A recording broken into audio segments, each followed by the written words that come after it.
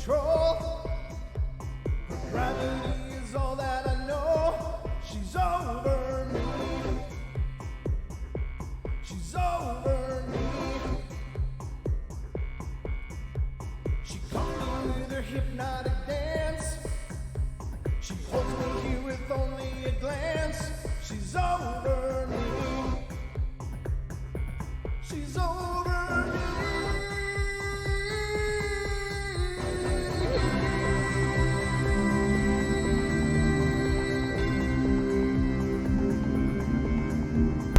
Ladies and gentlemen, boys and girls of all ages, welcome to the Wednesday edition of the Paranormal Portal. It's our 2-hour paranormal extravaganza, and we're absolutely thrilled you're here with us. Thank you all for being here. Hope y'all are doing okay out there in your own little bubbles. I don't know what else to call them, but I know it's a trying time for sure. I had an echo there, but I got better. I'm here, and I also have my good friend and co-host, Mr. Don Longbeard from the remote studio, coming at us live here on the portal.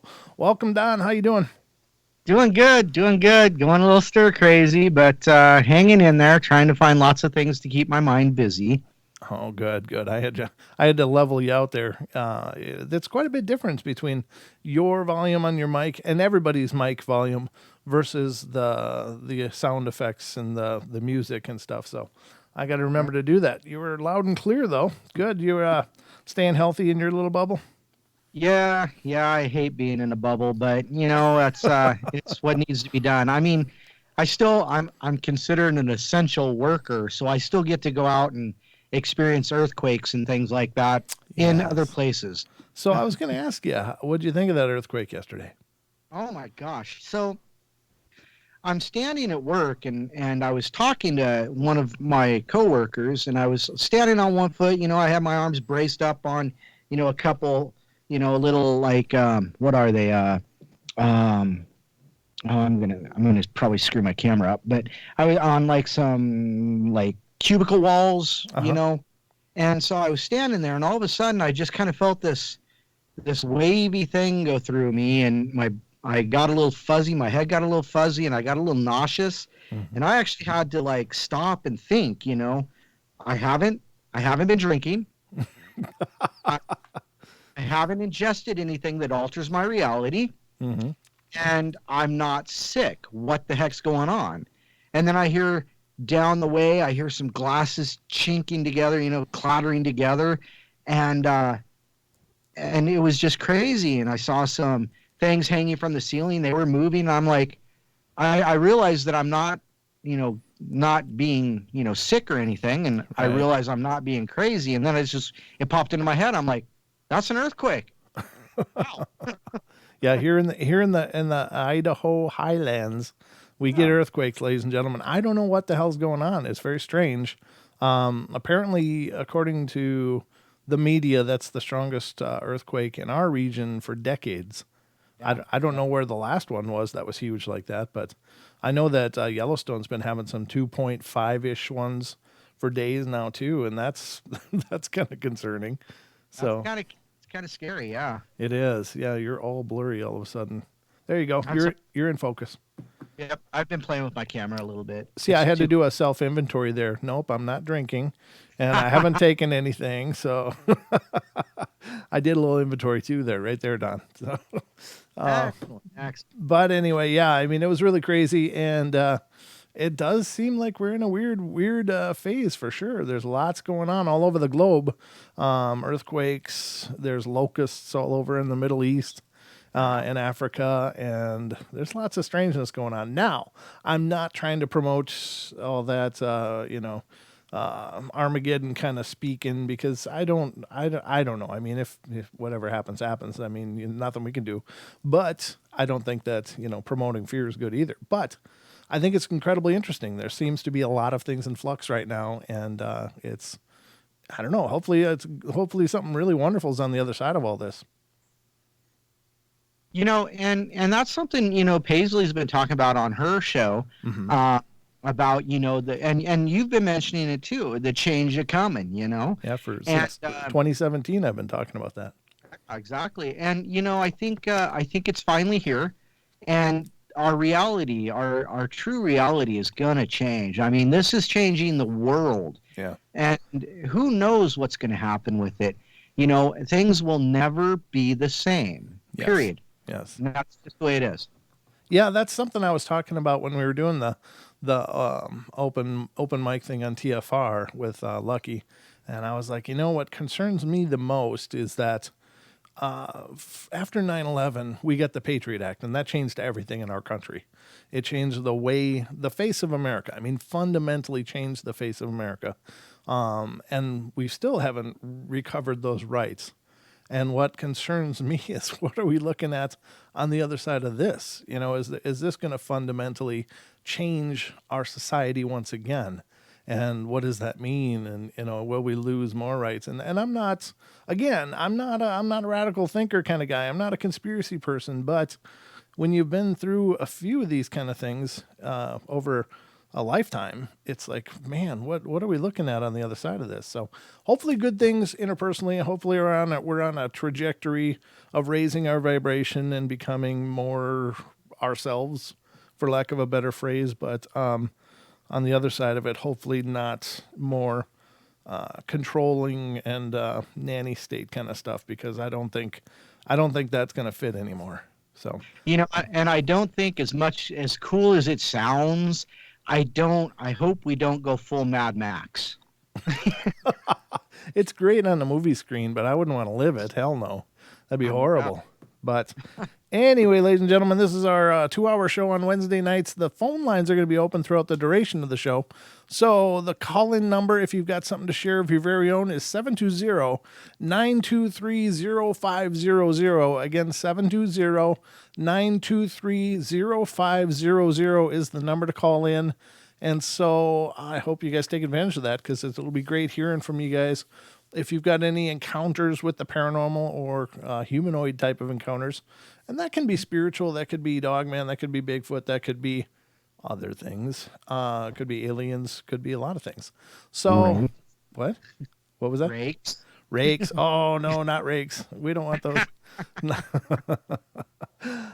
So there's a lot of things that covers, but I just find that, again, I love these kind of discussions, because I really believe that our world is busy as hell with all of these weird creatures that we don't know about.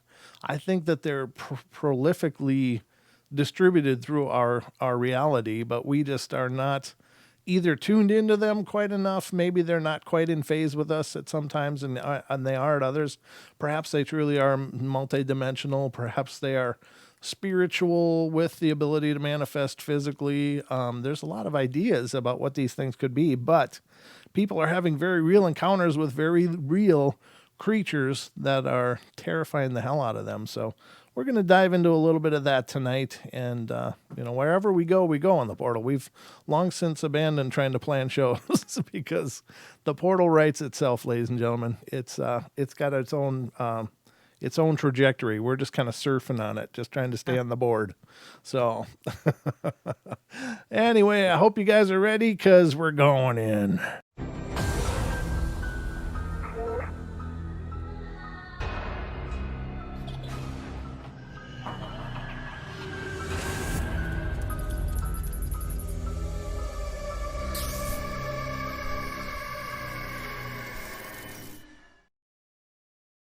All right, we are back, ladies and gentlemen. I'm just noticing all the lag on the YouTube feed back to me from this new studio, and it's got to be a good 15, 20 seconds lag difference between the images I'm seeing on the screen. So that wasn't the case with the old one. It was about 5 or 6 seconds, but it's like double that with the new studio. So that's interesting. Little side note, if you're a YouTube creator and you use the new studio, it's got quite a bit of latency. So anyway, let's get into some of this. Don, what's your thoughts on these humanoid beings that are wandering around our world? It's interesting, because with all this lockdown and people stay at home and all this kind of stuff, we're seeing our regular natural creatures come into towns. There was a town in, I think it was in Norway, that was invaded by mountain goats that haven't been there in a while. We're seeing the canals in Venice clearing up. And I believe I read a report that said, dolphins are now back in the canals. Even here, I've had more deer and turkeys going through my yard than I've had the whole time I've been living here. And we're seeing more of the wildlife coming down back into these areas.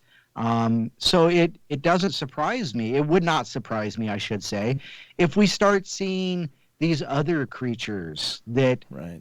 are supposedly out there, but nobody knows. Maybe they're going, why the hell is it so quiet all of a sudden? So it's going to be an interesting time for Bigfootery and searching for the orang pendek. Maybe they'll come out. Maybe they'll be seen. So it's an interesting time for clearing those ways that used to be that aren't anymore, and seeing what comes out of hiding.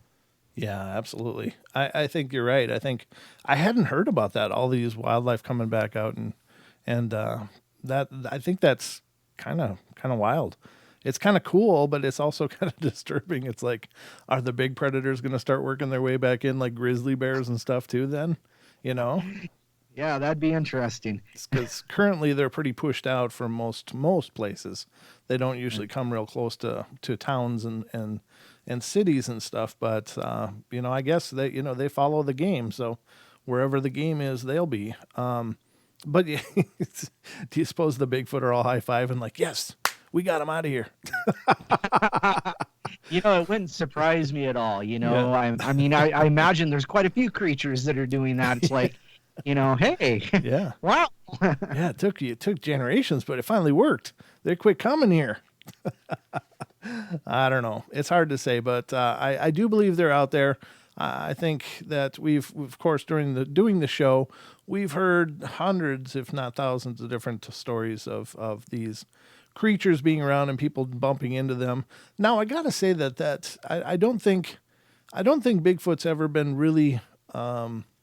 I don't know how to phrase this. I don't want to use the term afraid, but it doesn't seem like they don't go. Maybe, well, I've heard reports that they're even in like Detroit and things like that, which really Right. boggles my mind. But they seem to go wherever the hell they want, but they usually just choose to avoid us.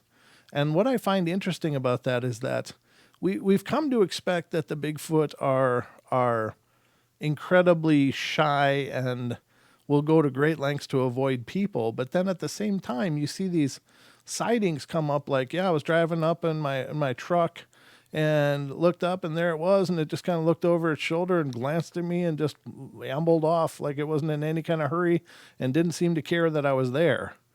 It just kind of shrugged you off. Yeah, Huh? just like, oh, one of you guys, But I find that interesting, and I suppose it could be just the spectrum of individual. Like maybe there's quite a bit of individualism or unique behavior to individuals in their ranks as well. But I guess there's no one size fits all. Especially the more intelligence you apply to a creature, the more you get that kind of diversity of behavior. But I find that interesting. But I've heard of them dumpster diving in very urban areas, and I find that really interesting. But it does stand to reason to me that they would go at the path of least resistance. I mean, if you're a creature that's scratching a living out of rocks and sticks, it's probably pretty cool to run across a dumpster full of half-eaten burgers and tacos, and and just have a buffet. Yeah, no doubt. Dumpster diving squatch. And it's really weird. We're hearing these stories of them being in abandoned buildings in Detroit, of all places, ex Motor City, and just, are they breaking into these places, or have people already been in there and broke in and left Right. the door open and they just went, what is this? Right. And you're right. It's really weird to hear these stories of these cryptids or these beings just coming out of the woodwork all of a sudden. Whether it be Mothman at Chicago O'Hare or Detroit with squatches, and it's really interesting. It really is. It is, and of course, our first stop on our show tonight has to be the hot sheets, right, Don? Oh, absolutely. And really quick, I want to give a shout out to Tighten Up. Thank you very much. We appreciate your donation. Oh, did one come through? I'm sorry, I didn't see that. Wow, Yeah, thank you very Tighten Up, much. donated a few bucks. We love it. Thank you. Yeah, thank you very much. That's awesome. Let's see. So I don't think that, now we know that the Singular 40's been working really hard at documenting the Mothman type beings around the Illinois area. Now I don't know, that must be where they're located. I'm not sure, but I have a feeling that they're taking a special interest in it because it's close to home. And ladies and gentlemen, what I'm talking about is the singular40n.com. It's a site we visit often on the show. We have no affiliation with them at all whatsoever, but I just think they do a remarkable job. They got really well written articles, very concise and to the point. Not a lot of fluff and extra crap. It gets right to the good stuff.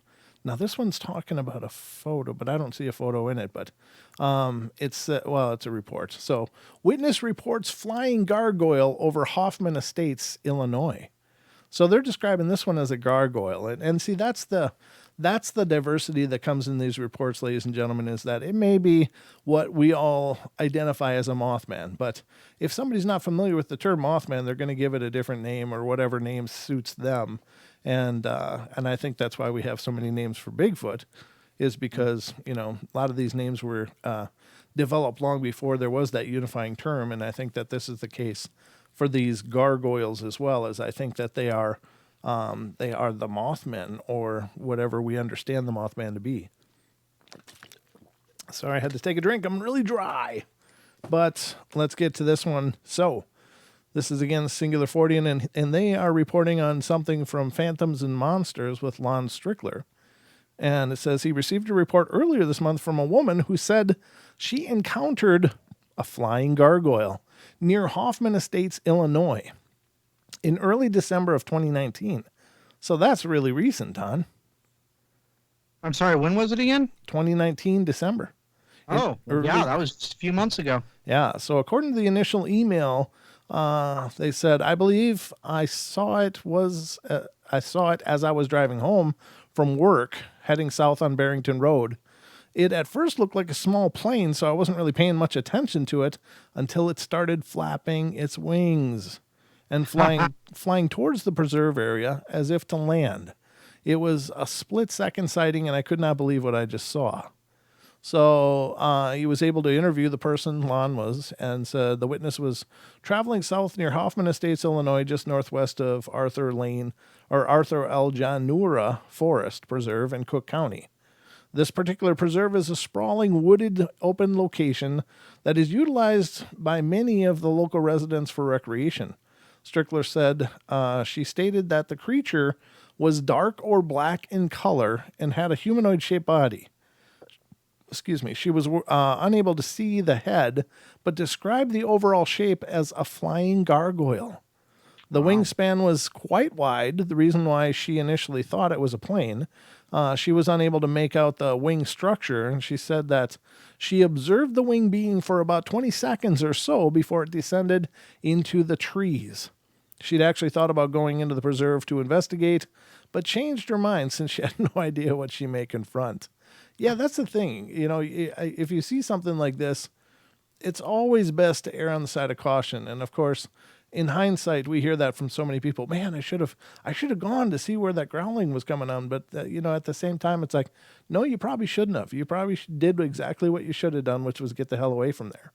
And something like this, we don't know. I mean, they could be picking up some of these missing people. Could be some of the sources of people disappearing is these things. So if you start going and looking, you have no idea what you're going to find. So don't go alone, especially. Right. And it says, like many other witnesses, this one was strongly impacted by her experience and sought answers online, although she had no previous knowledge of the Mothman sightings in her area. She later started searching for answers online when she discovered a few sightings reported to me in the general area, Strickler explained. In particular, the humanoid owl previously seen in October of 2019 by a couple in Hoffman Estates, Illinois, caught her attention. There was also a bat-like cryptid encountered in Barrington, Illinois in September of 2019. As the witness continued reading the sighting reports, she eventually decided to contact me with her incident. She is unaware of any of the winged humanoid activity that had been occurring in the Chicagoland area prior to her sighting. So that's interesting to me as well, Don, because there's been quite a bit going on over there. But this person being a resident hadn't heard of any of it. Right. You know, it's not like it's, local, it's on the local news station. But wouldn't you think people should know about this kind of stuff? Well, with all the sightings in specific areas, you would think that the word would get around, and hey, did you hear what happened the other day at this place or that place, or in Chicago or Cincinnati, whatever it is? It's like, what? How are you not at least hearing about these weird things happening? It doesn't make sense.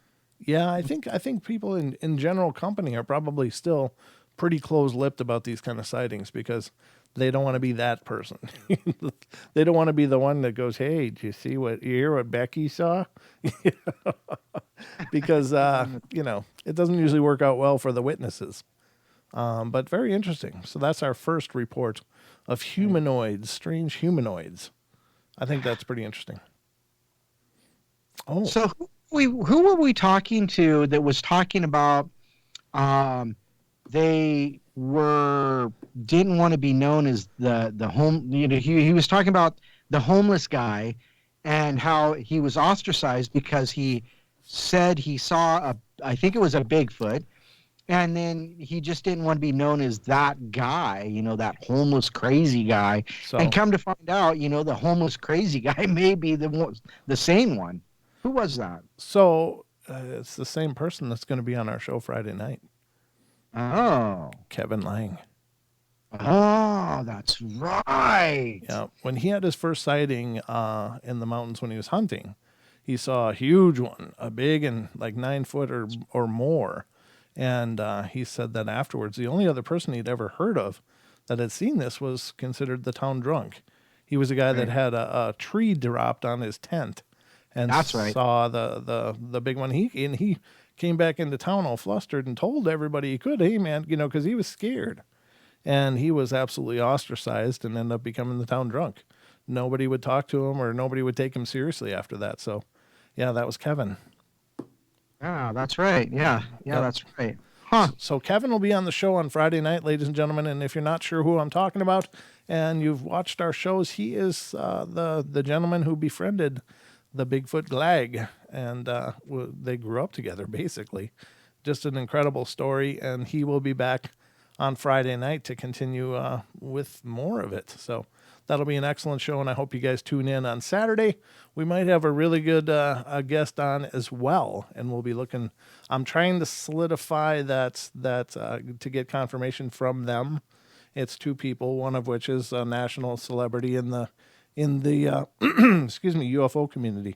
So I will let you guys know as soon as I get that information. But if it's not this Saturday, it will be in the near future that they will be appearing. So I'll get back to you. That'll be awesome. Yeah, brother. I'll do my best to make sure it's a Saturday so that you can take part. I might have to break containment. Well, they're not going to be in the studio, so. Well, I know, but the studio for me is it because we've had so many issues the last couple of weeks with this connection. Sure. That would be the place for me to be heard. Sure, as long as you come over like you just starred in a movie about contagious diseases. Well, I've got a You're Tyvek suit, and I can do that. Okay. I'll spray you It's down not with getting Lysol out, before you come in. Yeah. We'll get you all cleaned up so you can come into the studio. No, I mean, we're doing pretty good up here still. There's still only one reported confirmed in our area as far as I know. So not a lot of Yeah, risk here yet. Not yet. Not yet. Crossing fingers here. But yeah, so we've got some great shows coming up. And ladies and gentlemen, on the 17th, are you ready? Don, on the 17th, I'm ready. The 17th. Yeah. we have the one and only Dean Harrison, the Oh wow. the world-renowned Yahweh researcher from Australia will be on the show on the 17th, ladies and gentlemen. He's confirmed with me, so he will be here we're going to be doing a live YouTube, and he'll be with us. So Mr. Dean Harrison will be entering the portal, and this is a man that doesn't do interviews, so I'm really honored that he's going to come on the show. So very, very cool. It's a real, true honor. So the 17th. So this is the kind of shows that are shaping up lately. And, of course, the 10th, Deb will be on. I'm just kind of going through the laundry list now. Because somebody asked about Deb earlier. So she'll be on the 10th. Is that right? Yes, she'll be on Friday the 10th to do readings. So make sure to mark your calendars if you want a reading with our very own Deborah Varner. So lots of great shows coming up. Holy my God. So lots of cool stuff. Let's continue, though. This is another one from the Singular Fortean. This one has to do with videos. But they're coming out of Phoenix, Arizona. I got to look. I haven't read this. Oh, my God. But I'll put it up on... I'm going to put it over your face, Don. Oh, okay. All right. So bye. we're just going to cover up Don here for a second. This has to do with video images. That videos of object resembling flying humanoid provoke speculation of Mothman in Phoenix, Arizona. And we can't watch the video, unfortunately. Now, I will say this right off the bat. There's a lot of creative drones out there. There's a lot of people that have a lot of fun dressing up their drones or making it look like witches riding a broom, Superman, Batman, etc., etc. So what we're seeing here could very well just be a drone. I want to throw that out there first. I haven't read this article, so I'm not jumping ahead or cheating, but that's the first thing that jumps out to me is that it could very well be just a disguised drone. So don't get too excited by this, but it is interesting nonetheless. 2 videos of an object resembling a flying humanoid filmed over Phoenix, Arizona on March 22nd have some speculating that perhaps the Mothman has come to the Grand Canyon state. The first video to garner widespread attention was submitted to the Mutual UFO Network, MUFON, on the day after it was filmed. And it says, according to the report, the sighting took place at approximately 5 p.m. We first noticed it while sitting in our backyard, the black object moving slowly, then northeast to southwest, very strange shape, looking like a figure with wings. My wife commented that it looked like a giant bumblebee, and we used binoculars and videotaped and confirmed the odd shape looking like object was spinning as it was moving. It was an overcast evening, but the object was very defined in black. Clouds were moving opposite direction. No noises could be heard, moving under clouds about a mile up, and this object looked like a giant transformer. The second video was recorded in Ahwatukee Foothills Village, part of the East Valley region of the Phoenix metropolitan area, and was shared by the mother of the person who filmed it. And, of course, there's a screenshot of that. And you can look for it if you want to see UFO in Ahwatukee. I hope I'm pronouncing that right. I don't know if I am or not, but that's what it is. You can see the little thing up there. Looks like a booger on the screen, but it ain't. That there's a big a flying humanoid. According to the woman, her son had filmed the object and shared it to social media video sharing site Snapchat. Speculation regarding the object quickly turned to flying humanoids once the video was shared to social media, specifically the winged being known as Mothman. Skeptics pointed out that if the object were a creature, it's odd that it does not appear to be moving any of its limbs. But believers rebutted by explaining that many Mothman witnesses describe the being as flying without moving its wings. That's true. We've covered some of those very stories. Many skeptics said that they believed the object captured on video to be a balloon, specifically a balloon of popular Toy Story character Buzz Lightyear. Now that's interesting. Let's look at that picture again. Kind of does look like Buzz Lightyear. It's got that, the coney head, but there's no neck, and then what looks like arms and an arm on the hip. That does look like a heroic pose. I got to give him that. Heroic pose, doesn't it? Are you seeing it yet? It's lagging, of course. Well, it's not lagging. I'm like 15 seconds behind, but yeah. it's it's funny because it's funny that that's oh, okay, there it is, the heroic pose. You're right, it kind of does. Yeah. But you've got these suits, these squirrel suits, that people are jumping off buildings, or jumping off, whatever, and they've got their arms spread and they've got the webs, from the tip of the wrist down to the ankle and this, so something like that. But that's not what this looks like. However, think of that, and then you think of I think it's a French guy that's like he got these like rocket packs. I don't know what they are. I think they're just giant fans or powerful fans, and he's flying around the water and around the beach on right. it. And he's got all this Yep. helmet on and all this black gear. How much harder would it be to get something to put under a costume and put it across your shoulders, and then and then drape it with what could be wings, so who knows? So I pulled up these images of Buzz Lightyear balloon, and there are some pretty good candidates actually. I don't know. I don't think this is actually translucent here. You'll see it eventually done, but that does possibly resemble at a distance in dark lighting. It really does. That might be a very good guess at what that is. There's almost no dimension to this one leg here. Like it looks Right. like it's kind of deflated, or those old balloons, those old Mylar balloons, when they get the helium kind of just goes into one part of it and everything else gets limp. Like Right. it's been slowly leaking out through whatever ways that it can. It does remind me of that. So I don't know. You can almost see the whole. This would be almost a sideways glimpse of it. It's like at about a, I don't know, 45-degree angle.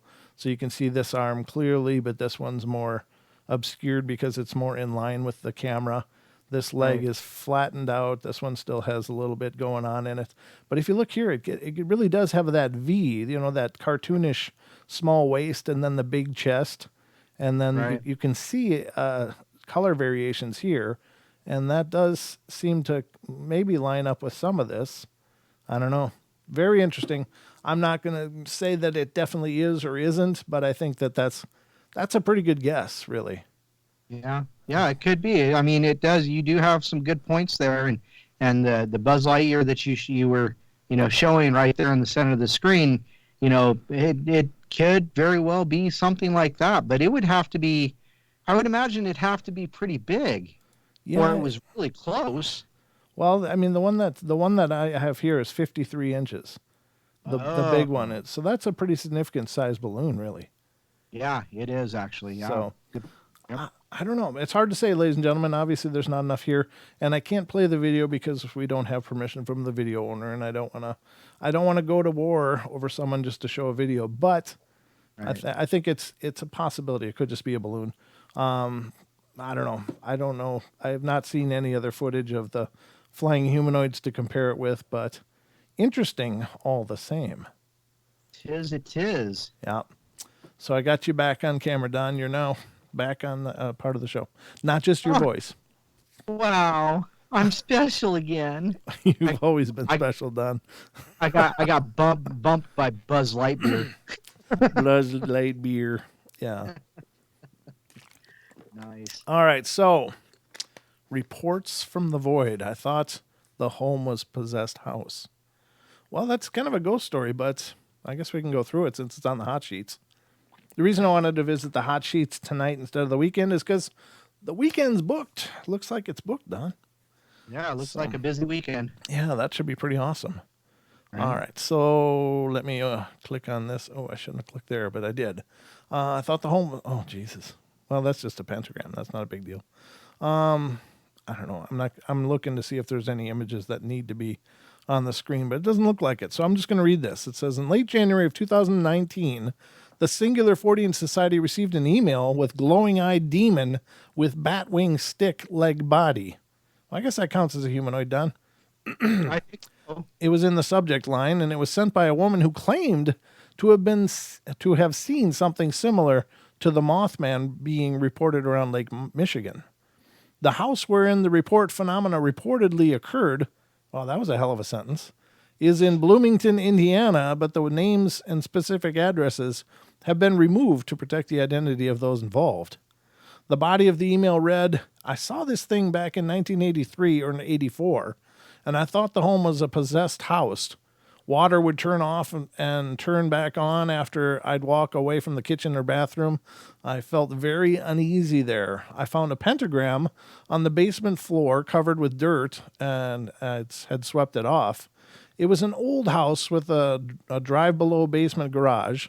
It also had some really weird painting and a slab room to the side with a dirt slab, like for killing things, like sacrifices. That's a bit of a stretch. I didn't see any actual things, but felt the presence of evil. It appeared to me several times, and with me and my ex-husband before, the people thought I was nuts at his work. I believe you. I think these creepy things are, they're horrible. I only saw it at night, and after seeing it on many different occasions, we moved, and the landlord thought I was high or drunk instead of just extra sensitive. I actually had a judgment against me, I think for moving, but it was dropped later. I can draw a picture of it. My son later on in life, like 2000, drew a drunken picture of it on the wall when we were messing around, showing the party pics. I later looked back through and realized, hey, that's the thing.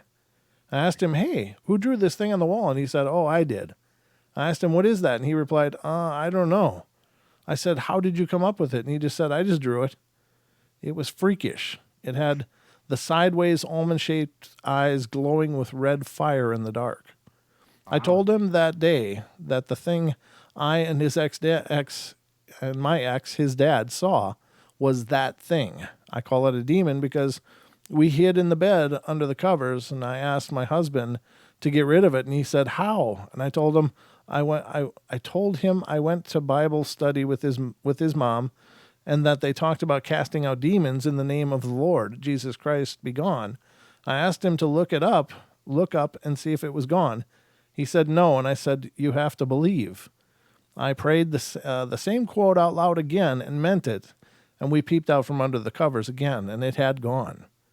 I told my ex that we were now moving ASAP.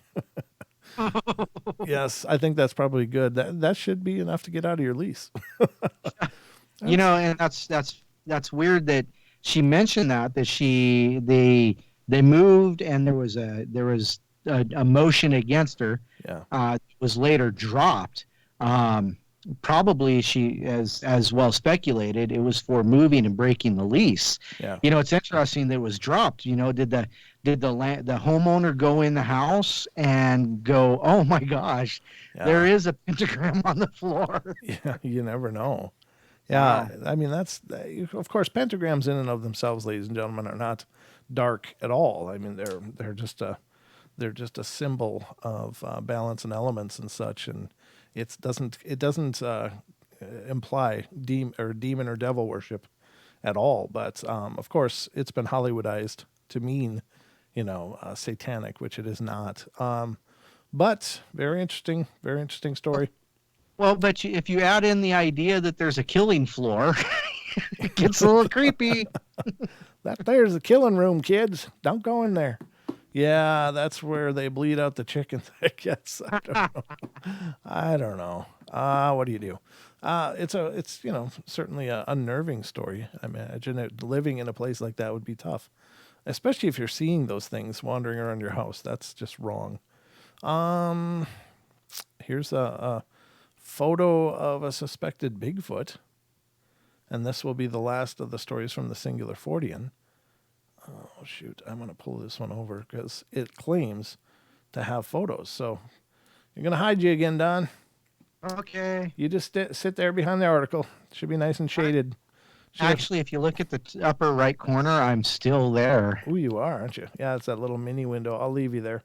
I'll move you more into view. Okay. I am now PIP. Picture in a picture. Change the channel. Oh, my gosh.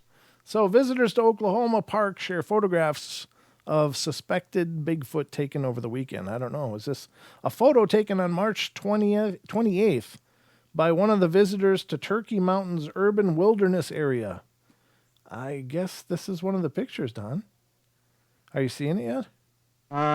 You not quite yet, and oh, well, that's interesting. Yeah, isn't that something? Yeah, that is interesting. It's, I don't know. I guess it's possible. I don't know.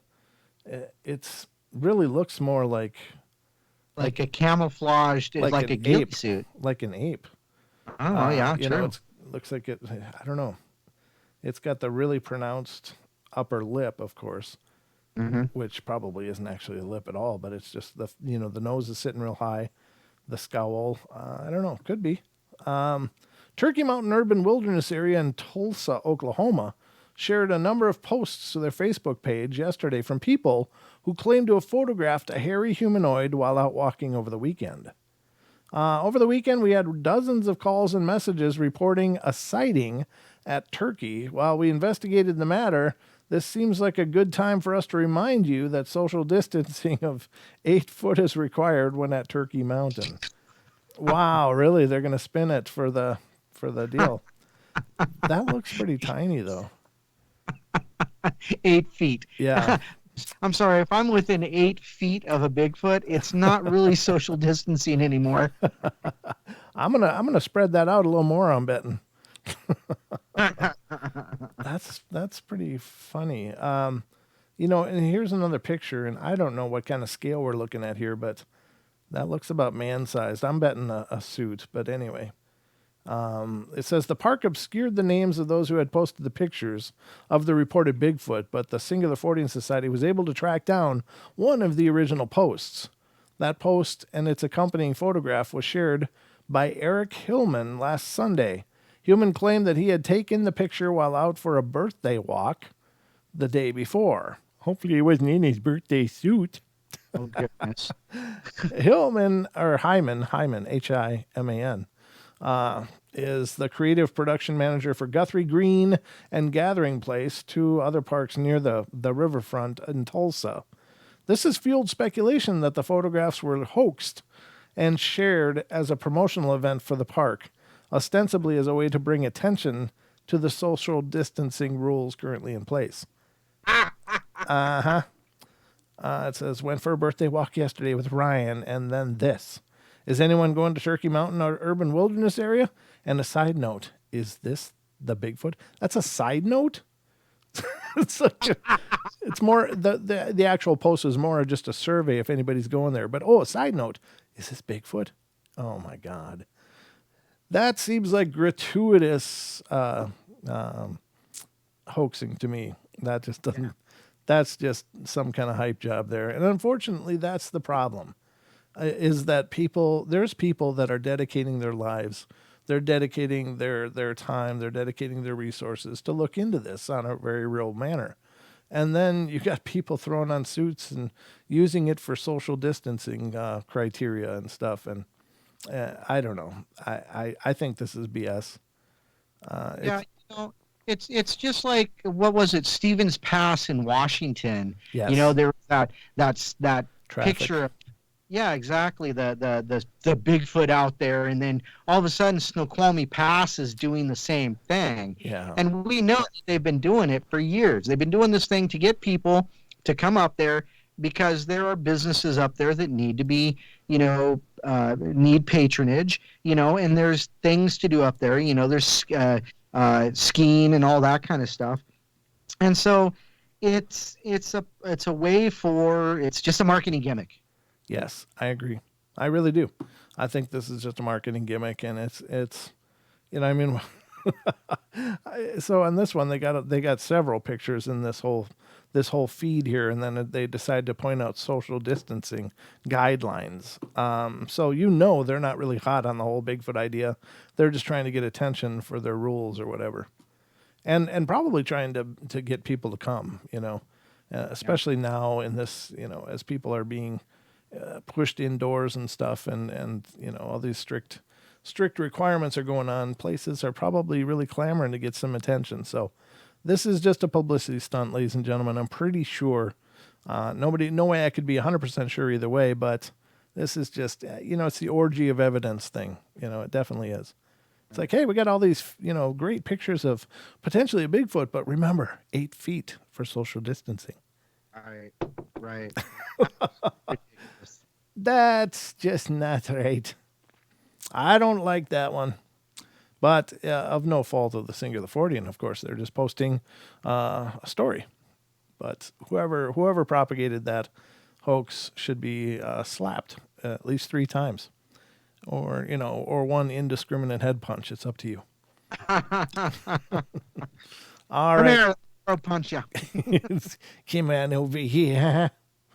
So that's the beginning of our journey, ladies and gentlemen. We're hot at it. And again, remember the phone lines are open. 720-923-0500 is the number for fun right here on the Paranormal Portal. If you call that number, you will get to talk to Don and myself and share your experiences with the world, or at least the part of the world that actually pays attention to us. The part of the world that matters. Yes, the most important part of the world, obviously, because, so I don't know.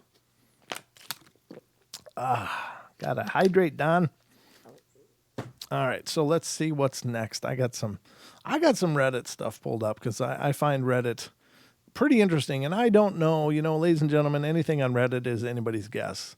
What kind of factual situations you're actually dealing with, but there's got to be some on there that are legitimate, and I think that there are some great stories on there, and I think there's a bunch of fluff on there. But Well, some of them just may be stories, right, that's works of fiction. Now this thread is the Humanoids thread, and it's supposed to be factual. It's supposed to be, the guidelines are that it has to be a true story that people are writing about. But I don't know.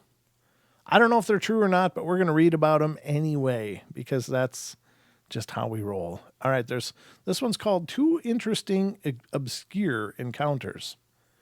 And it says, there are 2 encounters I've heard of with only a few pages online talking about them. The first is from a Scottish author called Richard Curle, Curle.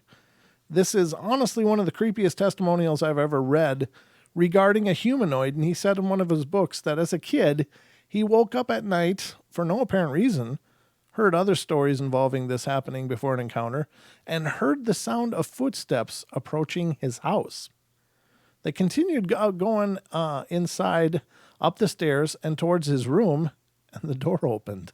Oh, that'd be horrible, Don. You actually get to hear it come all the way. Can you imagine that? Clunk, clunk, clunk, clunk. Click, Oh, click. no. Yeah. The only other sound I would hear is that's the next sound that would be heard from my room. It's like, don't come in. Nonsense. So, let's see, where was I? So he heard the footsteps approaching his house. They continued going inside, up the stairs, and towards his room, and the door opened.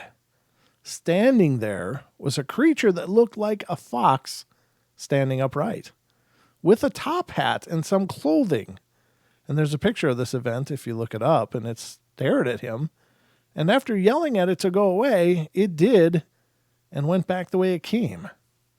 The building to the being approaching his room is what I find so creepy about the story. I've heard of dog-headed men, but not anything like this, an anthropomorphic fox, like something out of a Beatrix Potter book in real life. The next one happened in Orange, California, and is detailed in Linda Godfrey's book, Monsters Among Us, on a wiki called Paranormal World. There's writing about it, calling it the VIP werewolf of Orange. And if you read it, there or two, cut a long story short. I don't know what that means. If you read it, you can read it there or two, cut a long story short. Here, the woman saw a black limousine stop by her car during daylight and saw the window down with a dog looking at her, which revealed it had a human arm. I find this story really interesting for how it occurs in a unique setting, a busy road in broad daylight. I wonder what the dog man was doing driving around and who was the limousine driver. I know these sound kind of ridiculous at the same time, but I still find them interesting nonetheless.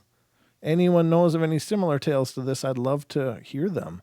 You know, I like Linda Godfrey. We've of course had her on the show a few times, and she's just a wonderful guest, just a wonderful person, and she's about the sweetest person in the world, and gives a phenomenal interview. I mean, she's so easy to talk to. So she wrote about it. I mean, the overview this person gives is pretty unremarkable, and of course, you think there's a guy ducked down in the seat with his arm up, and then he's got his dog sitting, you know, kind of right in front of him by the window. And you think, well, it's just confused. Somebody's just confused. But if Linda wrote about it, I've got to give it more credibility because she really does research what she's doing. She doesn't just put stuff out there for the sake of filling pages. She's very conscientious, and I believe she has a hell of a lot of integrity. So yeah, I absolutely agree. You know, I looked that up, the VIP Werewolf of Orange, and it's an interesting. It's got a bit of a read of it. I dropped a link in the YouTube in case someone wanted to go, look at it. But it says after hearing the story, Linda Godfrey asked Tessa if she had noticed any clothing or perhaps a wristwatch on the creature, but the answer was no, not even a dog collar. So interesting. That is interesting. Yeah. I went to full screen view. I thought you were going to talk for a while. Oh, well, I can certainly go over this real quick. Yeah. Yeah, please. The VIP Werewolf of Orange. There appears to be another strange phenomena on the rise. Humanoid animals wearing clothes or acting in a manner otherwise specific to humans. They usually resemble wolves or canine entities. These beings are sometimes conflated with skinwalkers or werewolves. But I think that they better fit the description of the medieval what is that word? Cynocephaly. Yes, dog-headed men. The case that I have to regale you with today pertains to one of those anomalous anthropomorphic animals. It says the incident. It was a warm day in spring in 1982 when a Chapman University student in her late 20s named Tessa pulled up to an intersection in the community of El Medina in California Orange. Tessa was the fifth ex-wife of the renowned novelist and scientific writer Philip K. Dick. Interesting. Who had passed away earlier that same year on March 2nd due to a stroke. She sat waiting for the light to change. Her car did not have air conditioning, so she had her window rolled down to get some fresh air. What had happened next was truly bizarre. Tessa wrote to a paranormal investigator named Linda Godfrey about it, thanks to a connection made between them by Michael Mott, the co-host of Unraveling the Secrets, a weekly online conspiracy theory radio show on which Tessa had recently appeared as a guest. This is how the event played out, according to Tessa. A black limousine pulled up next to her car. The rear window went down. I saw a beautiful black German Shepherd sitting there in the back seat of a limousine next to the open window. I could see the dog's head, but not his body. I was looking at the dog and smiling, and the dog was smiling back at me. He looked intelligent, and he was clean and well-groomed. I thought that the owner of the limousine simply had a very beautiful dog. Somehow, without knowing how or why, I simply knew the dog was male. But then, just before the light turned green, the dog casually put an arm out the window ledge, and he had a hand. My jaw dropped, and the dog smirked. I thought he was chuckling, pleased with himself that he had shocked me by showing me his hand. It looked like a human hand with fingernails, well manicured, and coal black skin like his hair. His arm was short. His arm had short black hair like hair on a dog's front legs, but his hand was hairless, and the arm had an elbow and shoulder like that of a human elbow and shoulder. The light turned green, and we both drove away. I never saw that limousine or dog again.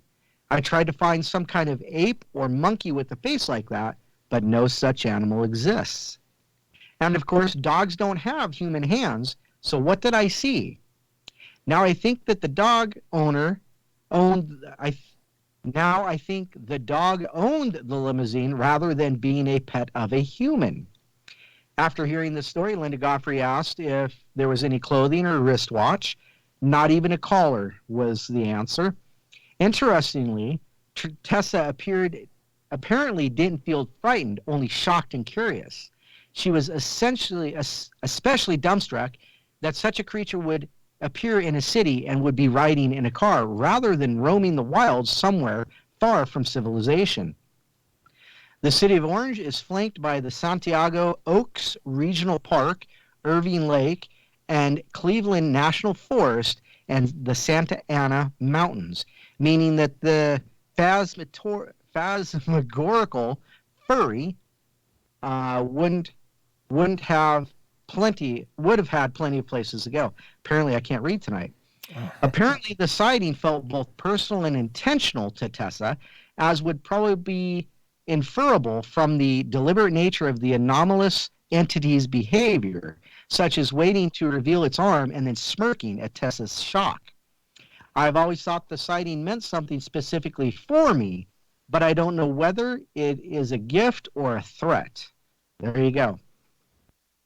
That's intense. That's really intense. I don't know. Of course, it's true. It's very true. History is painted with stories of these cynocephaly, these dog-headed people, and they're mentioned in many places in history. And of course, Saint Christopher was a dog-headed saint. So I mean, even in the Catholic Church, there's a precedent for this historically. I don't know. Where did they go? Did they just disappear, or did they just go underground in some kind of way? I mean, by that I mean being obscured, of course, perhaps protected by whatever the powers that be or whatever. I just find it incredibly interesting. If they were around, and it seems clearly that they were around, then could they still be around? And while that may shock some people or may cause some people to just scoff and just whatever, why not? I mean, if we think there's 9 or 10 foot ape men running around, and we believe there's 8 foot dog men running around, could there be these things which are more humanoid than they are beast? Whereas I'd say the dog man is kind of I don't know. I don't want to say a monstrous, but it is monstrous. It seems like a cross between a Bigfoot and a dog, by most of its descriptions. So if we believe those are out there, we have room in our belief system for that. You really can't start drawing the lines after that. You really can't say, well, I'm open to this, but not this, because if you're opening your mind up to possibility, then you kind of have to embrace all of it until it can be proven that it's not. Because anything is possible. And that's the one thing I have taken from all of the years of doing the show, is that anything is possible. Even as hard as some things are for me to get my head around, and there's quite a few of them, ladies and gentlemen. I have an open mind, but I still have a logical mind, and it's hard for my mind to get around some of these things. But I still have to remind myself that I've seen impossible things in my life. I have seen things that were supposedly impossible. So at that point, who am I to judge what else could be possible or what else couldn't be? And so I don't try to draw judgment, but I tend to be, at least requiring some. I mean, I don't just blindly grab onto anything, but I do have an open mind that anything's possible. If that makes sense. Does that sound like a contradiction? Well, the thing is, though, and it's been said many times by many, many different people, including you and I, you can't discount something, as you just said, you can't discount something else, but say, yes, this other thing is or can be true. It all has to be, can be true. Mm-hmm. That's just the way it is. Yeah, that's what I think too. I mean, I really do. I think that's you got to have an open mind. You can't just say, well, there's ghosts, but there's not UFOs. Well, there's UFOs and ghosts, but there's not Bigfoot. Well, there's UFO, ghosts, and Bigfoot, but there's not Dogman. You know what I mean? Just. However, I reserve the right to say I'd rather have Bigfoot and aliens than ghosts and demons and angels and things like that. Well, I don't know. I think it's, I think the angels part is pretty good. I'm kind of all for that one, but I don't know. I think that's, again, it's just demonstrations of the incredibly cool and dynamic nature of the reality we live in. Sure. Yeah, absolutely. Speaking of those, Don, Oh, this one's called Demon or Dark Energy Manifestation. there you go. Yeah, you had to put it out there, Don, and look what manifested. Yeah, the vibration came right back. That's right. So I'm not sure what happened at my aunt's old house. It was in the mountains of Greenbrier County, West Virginia, specifically Alderson, the same town that Martha Stewart went to prison at. That's nice. Her prison stay is now like a geographical landmark. Let's go visit. Poor Martha. She totally got set up on that deal. It was a new house in a small complex of other new houses, sitting on the side of a hill. We saw a lot of scary things in that neighborhood, and the neighbors did too. It got a lot worse at night. Things walking around outside, 7 foot tall and black with scraggly long wet hair and red eyes. When you'd see one in the streetlights, would somehow still be on, but not really light up where they were standing very much, as if they were soaking up or blocking the light somehow. Sometimes thousands and thousands of flies would land on the side of the house and along the banister on the deck, but none would fly inside. And there's a farm above us that raised goats. On several occasions, we would see several people in the field behind the old farmhouse in hooded robes burning a huge fire, and then the next morning one of their goats would be dead hanging from a tree in a black trash bag. Once we went to investigate, and we just found some long metal rods in the ashes of the fires, and there was one particular energy we felt inside the house. It felt like it wanted to murder you, and we would get thoughts in our head on what it wanted to do. We named him Daniel, and my aunt lost her mind back then, and still isn't right because she said Daniel was taking advantage of her and harvesting her eggs. She isn't right in the head anyway, and I think she is schizophrenic like my dad, but when we all see the same things, it has to be real. I'd wake up in the morning and her mattress would be half off her bed, and she'd still be asleep. There was a rocking chair in the living room that always rocked on its own, and when you walked into a room, like someone just got up, even though no one was in there. One time my cousin fell asleep on that chair and woke up screaming and grasping his neck and yelling he can't breathe. As soon as me and my Aunt Diane ran into the room, he said it just stopped. And after 10 minutes, he had blisters around his neck in the shape of fingers, choking him. Wow. We had a Polaroid of the blisters, but she can't find it anymore. She probably threw it away, and we would take a video camera and just walk around and record rooms, and you could see blurry outlines walk by all around the house.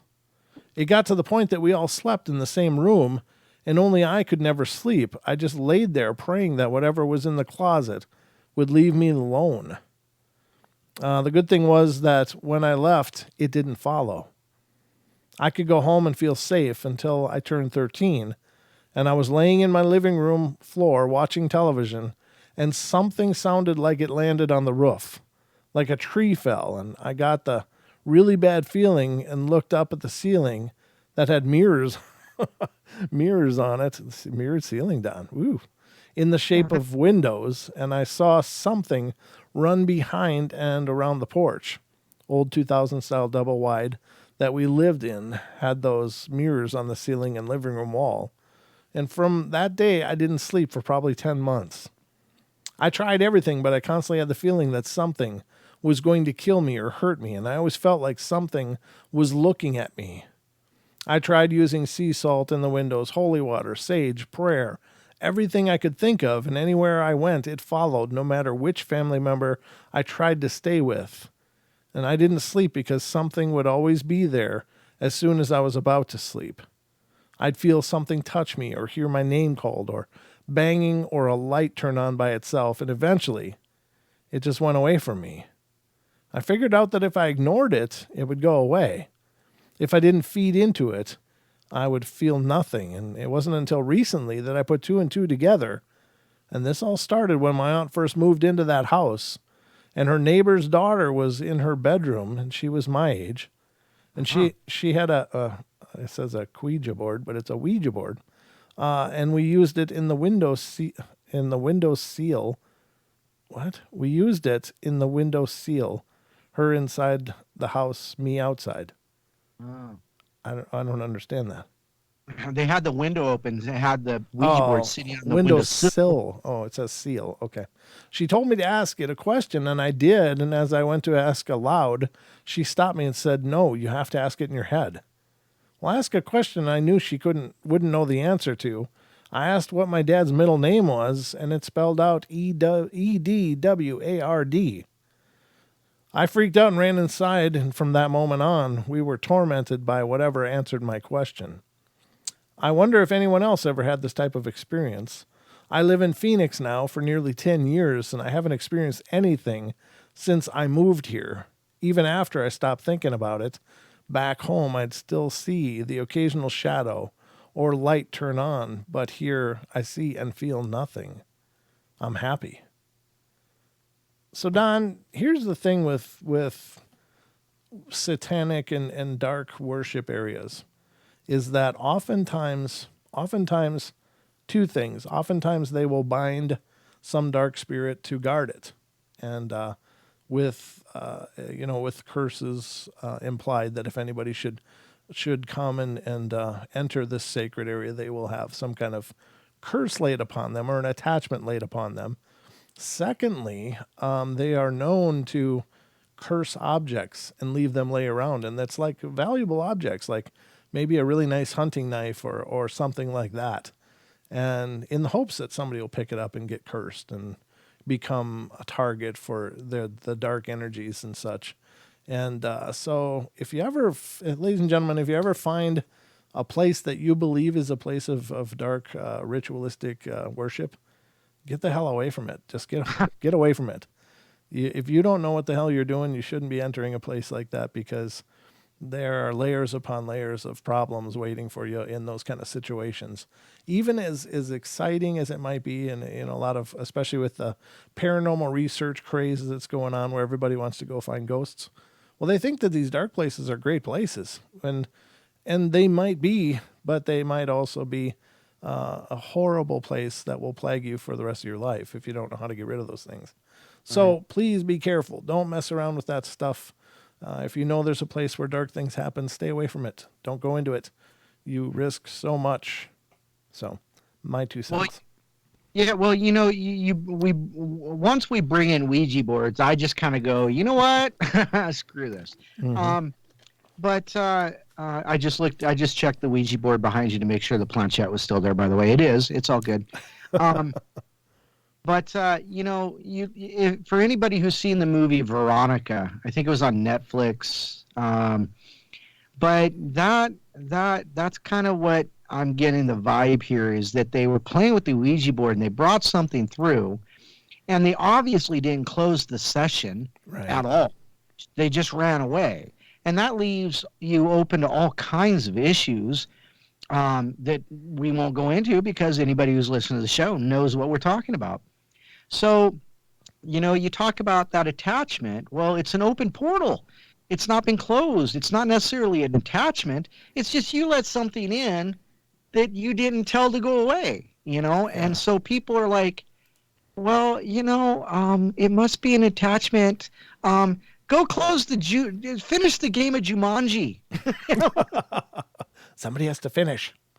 Yeah. God, It's that's not a bad example of the Jumanji thing. It's like, and closing a session is not just gliding the thing over goodbye. The planchette over goodbye is not closing it, because it becomes a ritual, and you have to have a specific. Well, if you open a ritual, you have to close it. If you open a door, you've got to seal it, and there's specific ways that can be done, and it doesn't have to be a specific recipe, but it has to be a powerful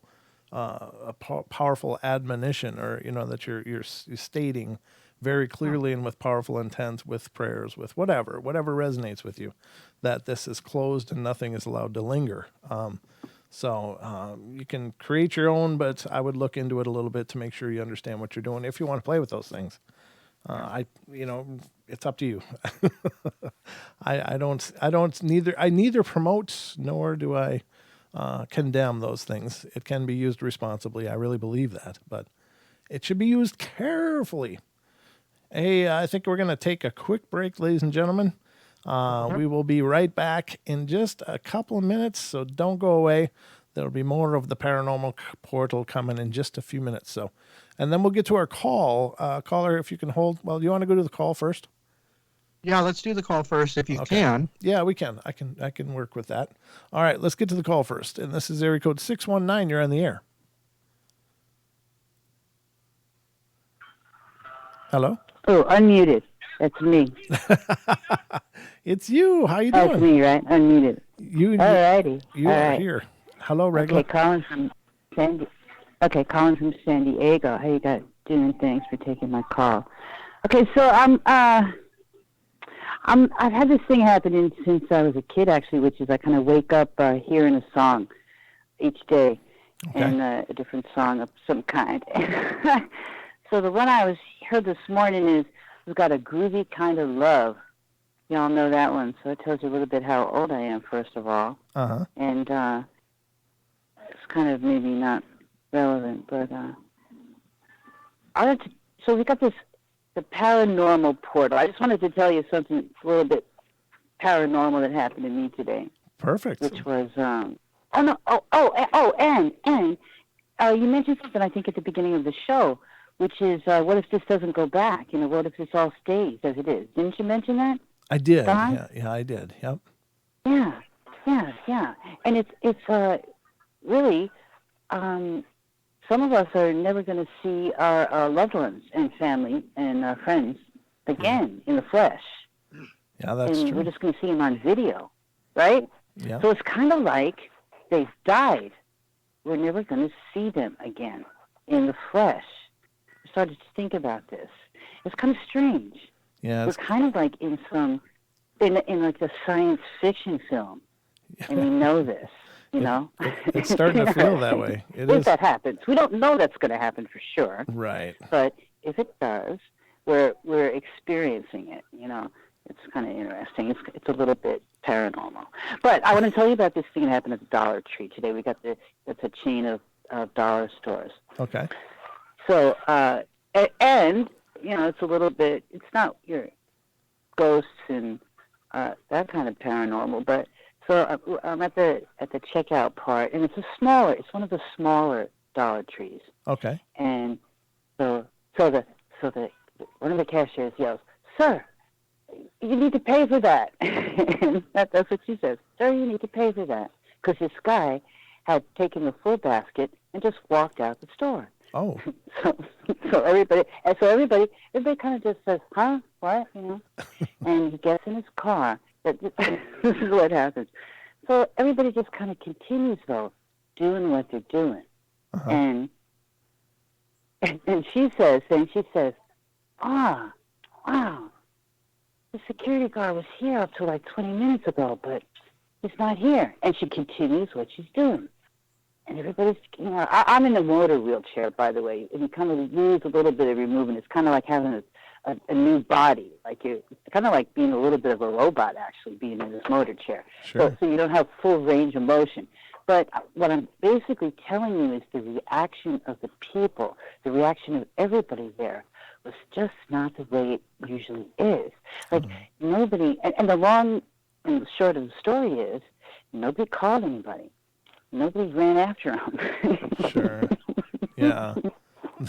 So, and actually, people could see him. The guy who had gotten in his car with all the full basket of stuff actually waited to see if the security was going to come after him. But they didn't, because there was no security in the store. And the cashiers just kept checking the people out. Nobody even got on the phone to call.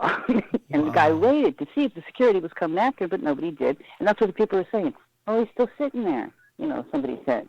He waited a couple of minutes.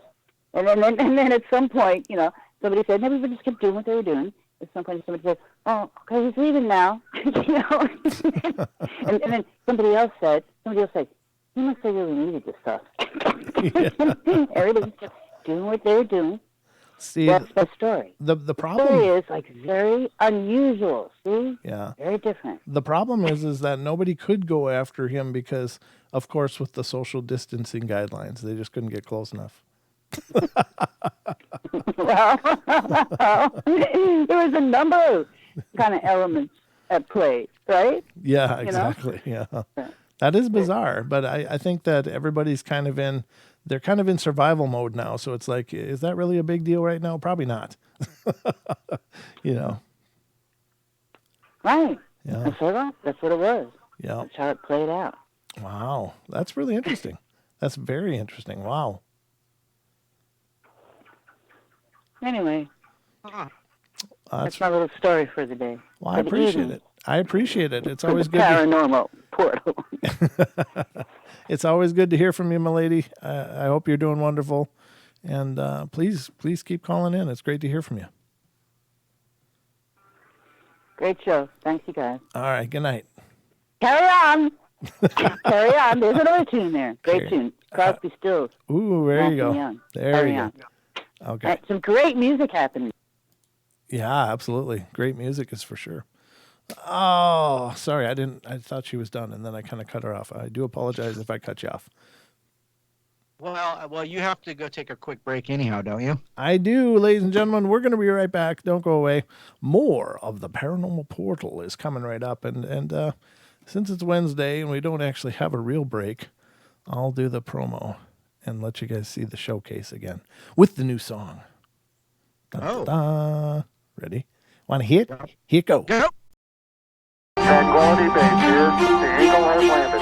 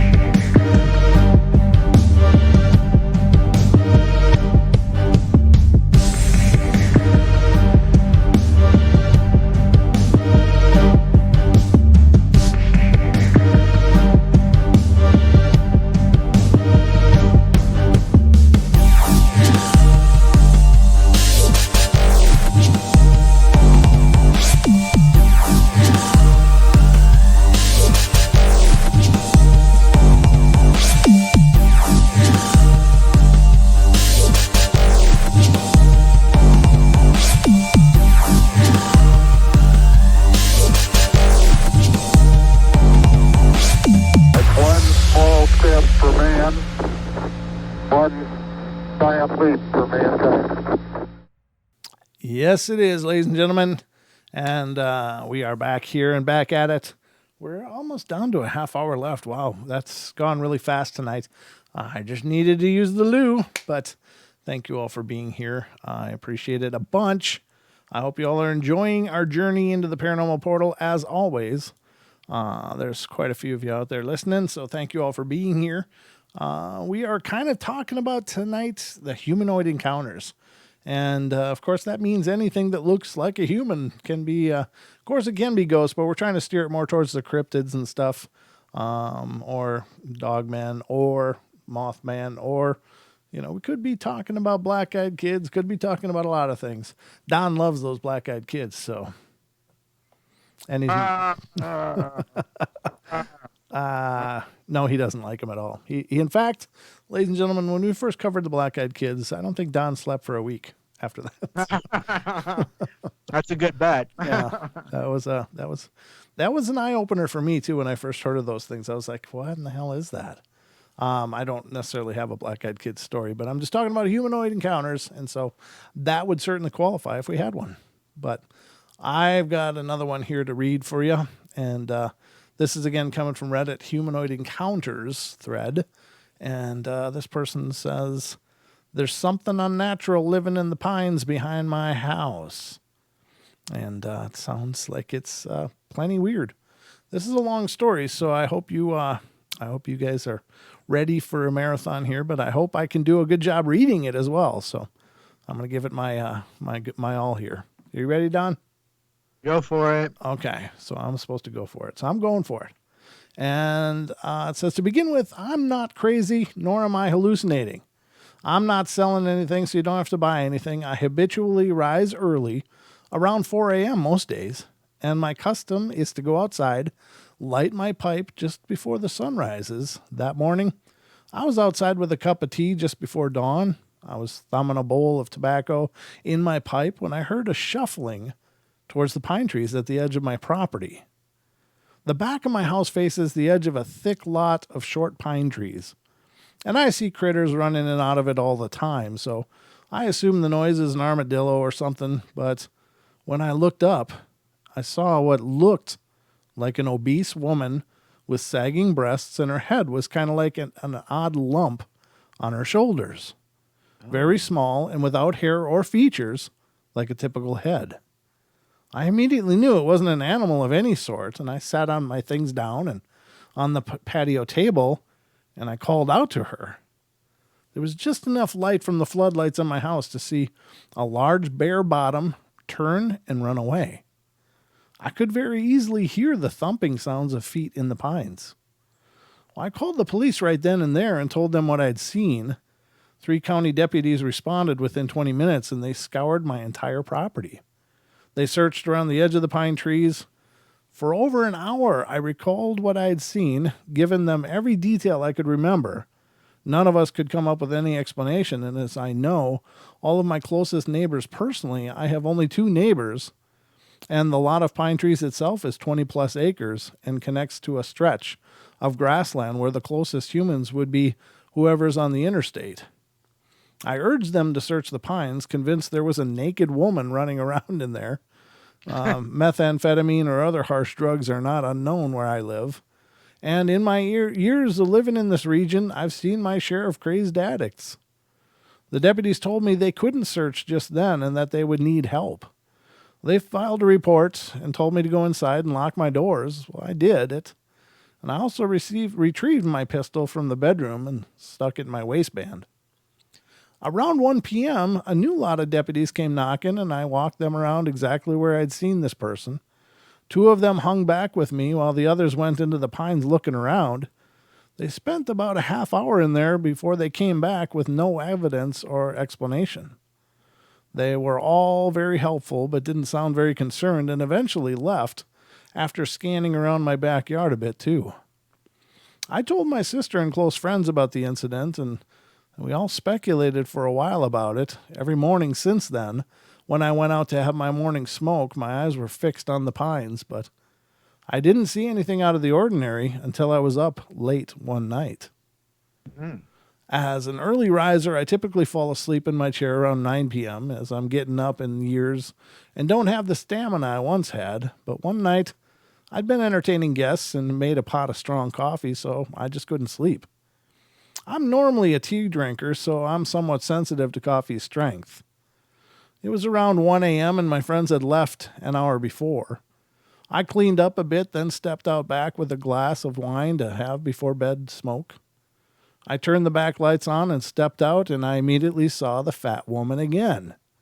This time I could see her much better. Where the dim light hit her body, she moved like a dog would if it had suffered an injury. It was a natural lope for an animal, but not for a human. I could see her face this time, but it looked like she didn't have a nose, and her head was entirely too small for her large body. She loped into the pines again, but this time I ran towards her as fast as my legs could carry me. Well, I have very little cartilage left in my knees, so I wasn't very fast, and I heard her shuffling away into the pines just as I reached the tree line. Then I called the police. They said they were on their way, so I went back inside, turned on all the outside lights, grabbed a flashlight and my pistol, and I told them everything I'd seen, and again everything I'd seen before. And this time they went deep into the pines, and I could see their flashlights flickering around, and they finally came back and said they couldn't find anything. They advised me again to lock my doors and keep my gun close at hand. After the police left, it was almost 3 a.m., and when I went inside, my cat Augustus was growling at the back window. His tail was twice its normal size, and he was in a fit mood. Well, I decided to try to nap in the big chair, hoping my cat would join me, but we were both too nervous, I saw. And just before dawn, I'd almost fallen asleep when Augustus began growling loudly again and slapping at the small window. I turned on the lamp and got the full glimpse of half the face of the large woman. I knew it was her immediately. Her face has holes where a nose should have been and swollen lips, and her eyes were dark brown all over and not like normal eyes. I got up and yelled and pointed my pistol at her, and she turned and ran.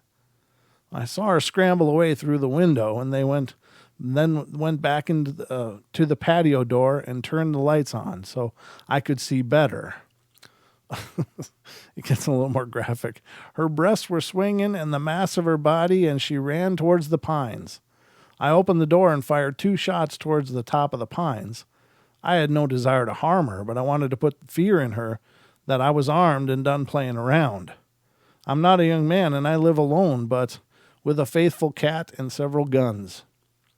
Again, I called the police, only this time I went to their office to speak to a detective. She was more than helpful and said they would patrol the area regularly, and that if someone was running around out there, they would catch her. This was in January, and I didn't have any more problems except for my guard cat and I not being able to sleep very well at night. I haven't seen her since then, but I know in my heart now she really isn't a woman but something else. It's been 3 weeks since I last heard of it's been 3 weeks since I last heard from the police about it, but lately I've had the feeling that she's still out there.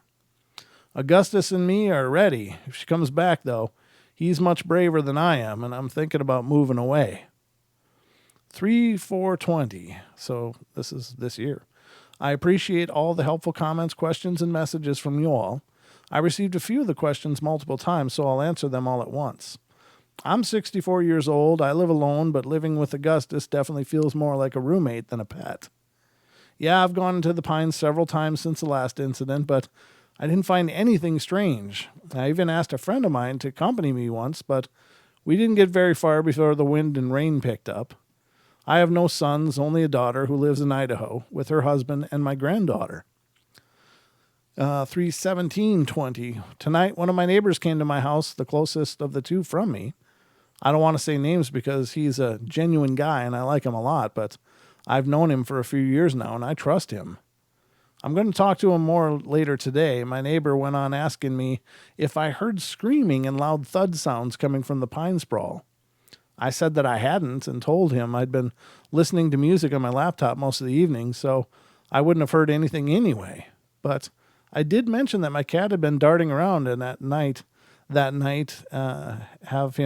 have been him hearing those sounds, and that might have been him hearing those sounds. Both of my neighbors know about what happened to me, as I went directly to their doors to tell them about it.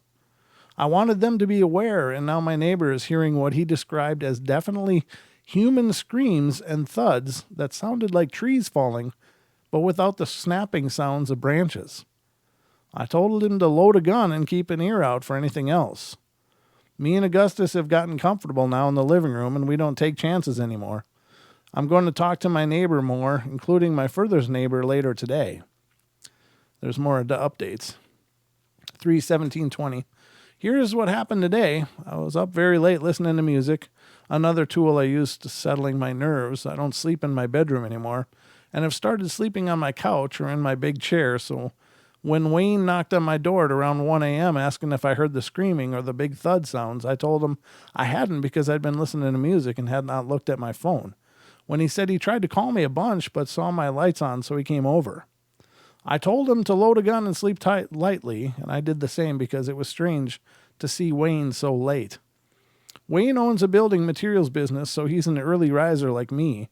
I slept for 6 hours and got up to make some breakfast and feed Augustus when Wayne called me not long after saying the police had been to our far neighbor's house and they were all in the field and in the pines.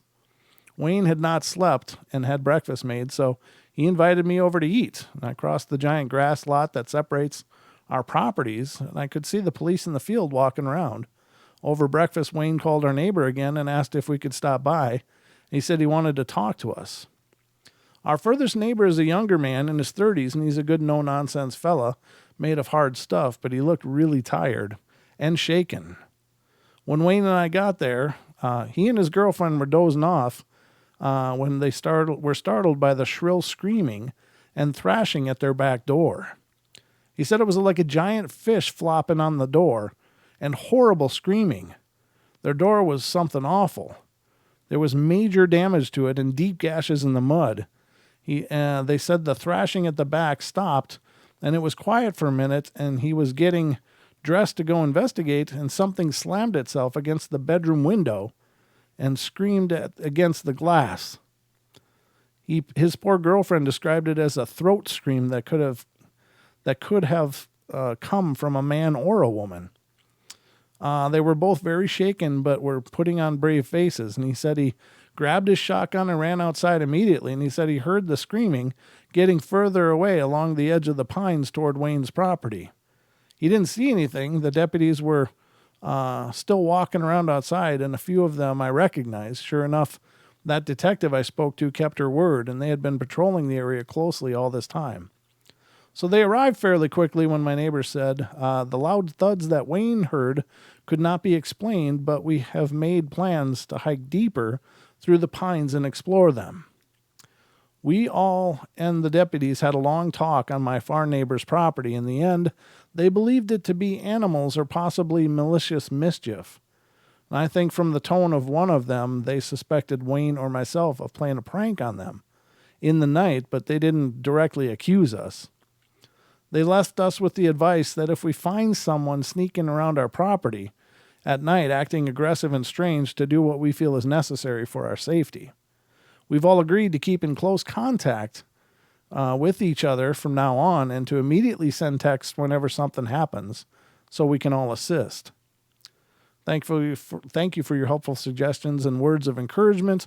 I'll be awake for some time to answer questions. I take naps in the day now to stay up a bit later at night. March 18th of this year at 6:23 a.m. I'm eating some breakfast, and Wayne and I are going into the pines when the sun rises to have a look around. We're going to search as much of it as we can in a day and see if anything. I will try to take pictures. We will both be armed. I will update again later. 3:21, 3 a.m. I'm late because I had to get a new battery for my laptop, and the repair shop charged their hours because of the coronavirus.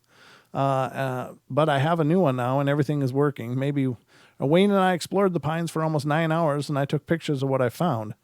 We showed them to the police first, and if they say it's okay, I'll post them for people to see.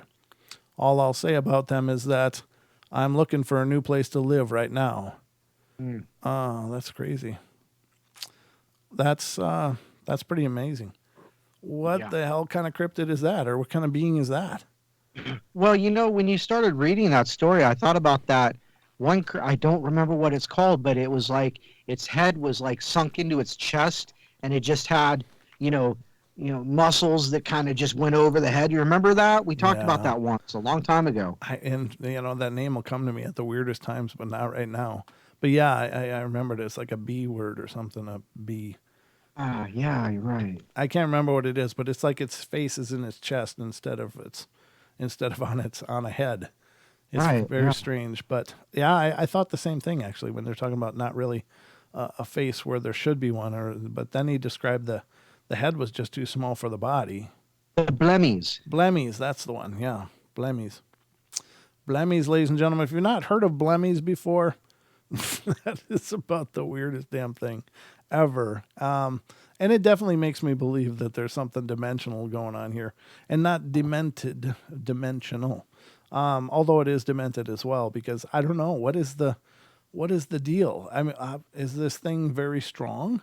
Because it talked about trees being tipped over or whatever, Right. not breaking limbs, but trees being ripped out or whatever. So I don't know what they're dealing with. It's doesn't sound like a Sasquatch. There's not a whole bunch of hair that they're dealing with. So I don't know, unless it's a squatch with mange and a bad diet. Yeah. It's that's and that's the thing. It's like I got the first thing that brought up Blemmies. That's Blemmies. Yeah. It's various species of mythical headless men were rumored in antiquity and later to inhabit remote parts of the world. They are variously known as some Greek word or Blemmies, and described as lacking a head with their facial features in their chest. These were first described as inhabitants of the Nile system. Later, traditional confined their habitat to a particular island in Brizon, on the Brizon River, or shifted to India. They're said to occur in two types, with eyes on the chest or with eyes on the shoulders.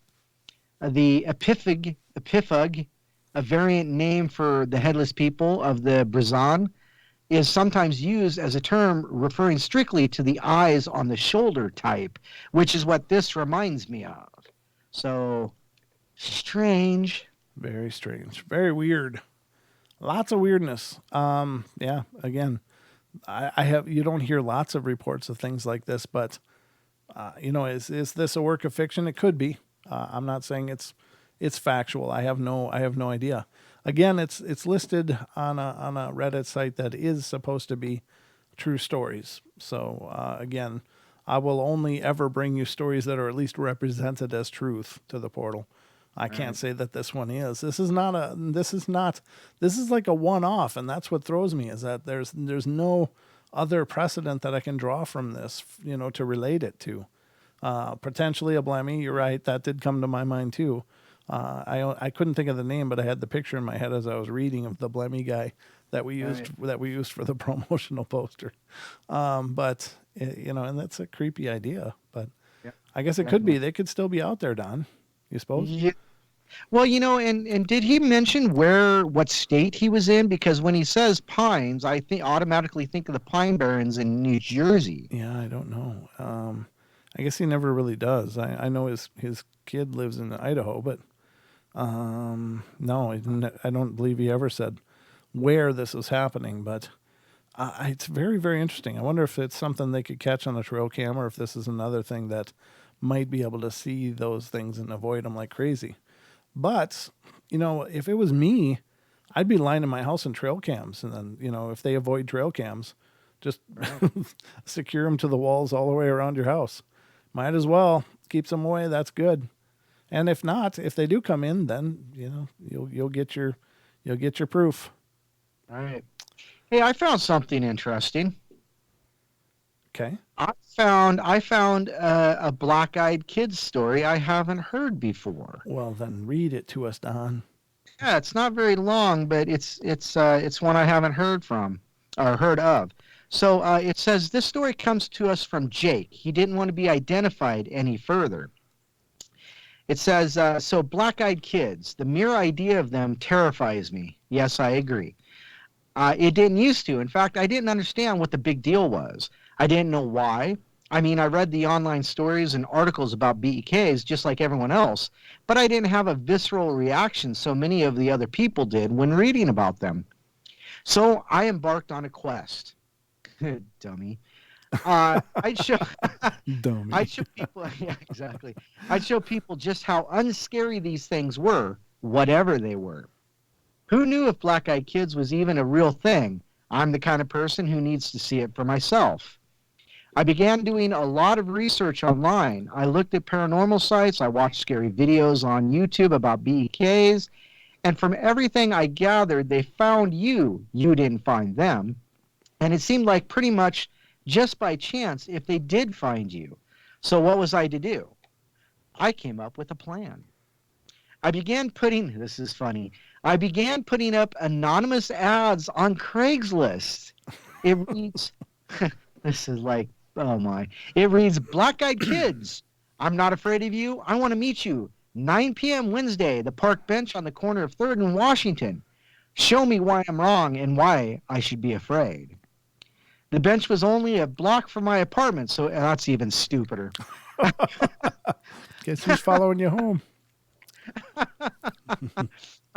The bench was only like a block away from my apartment, so every Wednesday I would walk down there and see if anyone or anything came by. I usually wouldn't sit there. I'd stand back and watched. I'm not stupid. I might not be afraid for black-eyed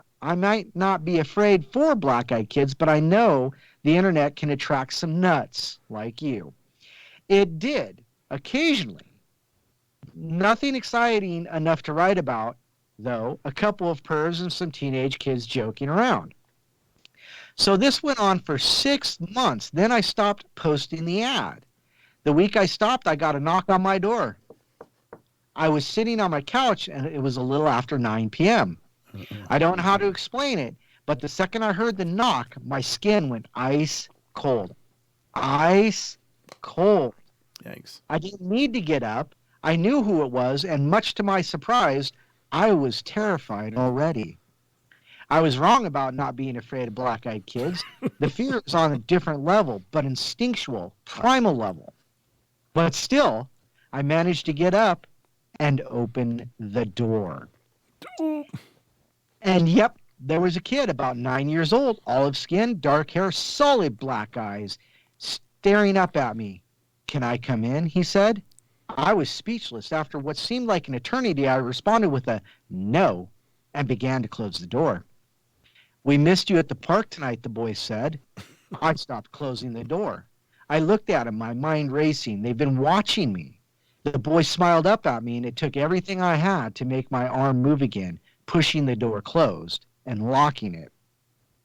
As soon as I shut the door, I gasped for air. I hadn't been breathing. I sat back against my wall, facing the closed door. Knock, knock, knock. He was still there. I waited. Nothing. It took me at least an hour or more to move from that spot, staring at the door. I didn't sleep that night or the next night. Eventually, yeah, no doubt. Eventually, I collapsed with exhaustion at my desk at work, only be awakened minutes later by a nightmare memory of that boy. It's been 6 months. I can't explain the fear that washes over your body when you see the eyes on these kids and the state of your mind, the way your body wants to listen to what they're telling you, what they're asking. I thought if I told you my story, it would help me get over what happened and warn others. I'm positive these kids are evil, and the people they meet who can't resist whatever power they wield, I don't think we will ever hear from those people.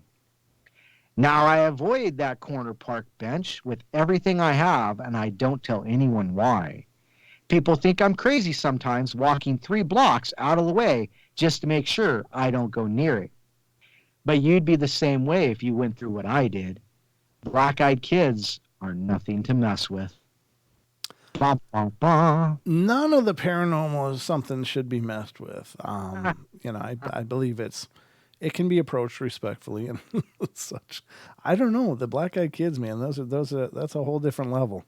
That's a Yeah. whole different level of creepy, and it's because I don't think that, obviously I don't think they're kids. I don't think that they're young at all. I think that they're old things that have been around for a long, long time, probably centuries. I really believe that. I think that, whatever the hell they are, that kind of fear is just like genetic.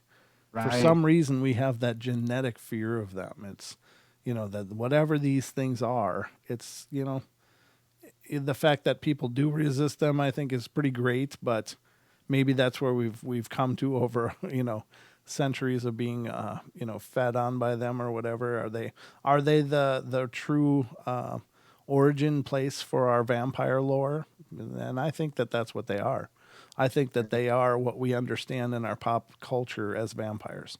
Not that they suck blood, but that they probably devour souls or something like that, like something really creepy, or Right. or life force or whatever. Maybe not souls, because I think souls are not really on the table. They're not. You can't lose or be given more soul. It's just something you have. But I think that they could feed on the life force that keeps us going in this incarnation, and can probably cut people's lives very short. And maybe that's how they live for these, centuries and whatever, however long they've been around. But that's my take on them. That they are what we understand to be vampires. There's too many things that correlate with our pop culture version of vampires and what these things are reported to do. So whatever they are, you don't mess with them. You certainly don't call them to you. What the hell is wrong with people? And then there's that story about the guy With the who sound? was playing that recording. Yeah, I was just and going to talk one about that. came to his yeah. Yeah, one came up to his screen door and he had a camera recording it, and it stood there for allegedly 3 hours without moving, just because he was playing this certain staticky sound that he found seems to draw them in if they're in the area. Now, is that a frequency thing? I don't know. Is it, is it possible to lure them in with the sound? Maybe, but I don't want to do it. I got enough to deal with in my life. I don't need to be dealing with potentially undead soul suckers or whatever whatever the hell they are. But we've all heard of psychic vampires, and I think there are people that are psychic vampires, sometimes without even knowing it. But these things are something else. I believe that they very much feed on the force that gives us a life in this incarnation. Their life force. They're life suckers. So energy vampires, yeah, that's right, Duke. But I don't know that that's the same thing. I think it's something else. I don't know. Maybe it is the same thing. But when I think of energy vampires, I'm thinking of more of dark entities that seem to feed off of it, like shadow people and stuff. They seem to be energy vampires. Some people tend to be energy vampires, maybe knowingly, maybe unknowingly. I think that there's some dark arts that teach people to siphon life force energy in order to do things. That's really, really dark stuff, though. That's really horribly dark stuff. So they will probably become those dark entities someday. But yeah, very, very creepy stuff. Really weird stuff. Yes. But we haven't touched really any Bigfoot stories tonight, which I find a little surprising, but understandable. There was a couple more updates from this guy on this other page, but it goes on forever. Oh yeah. Because eventually, ladies and gentlemen, I'm scanning the rest of his tales. He said that he did move.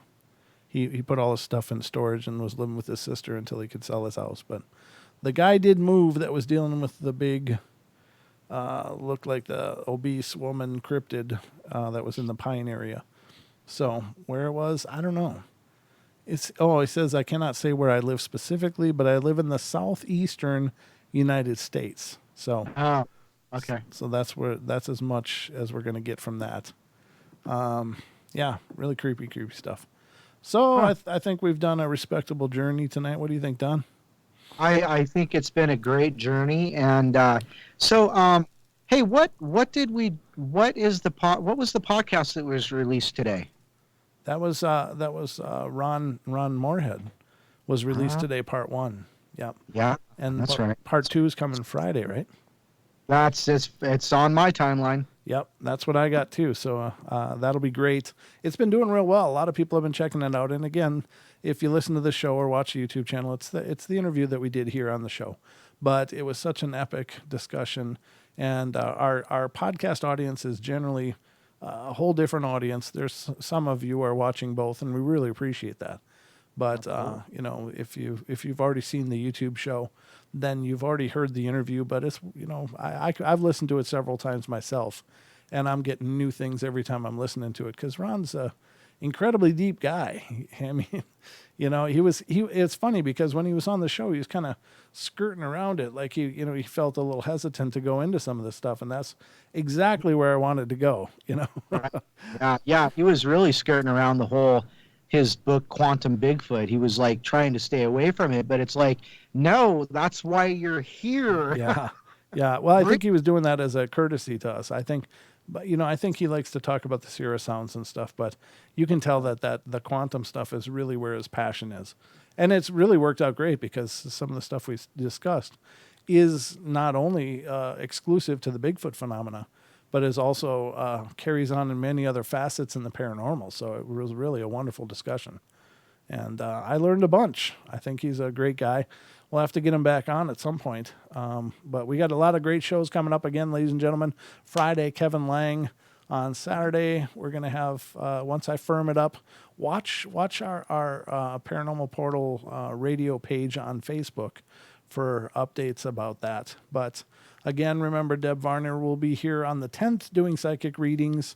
That'll be a Friday. And then on the 17th, of course, we're going to have Dean Harrison, world-renowned Yowie researcher from Australia, is going to appear on the portal. So it's going to be some really fantastic shows coming up, and I hope you'll all be present for those.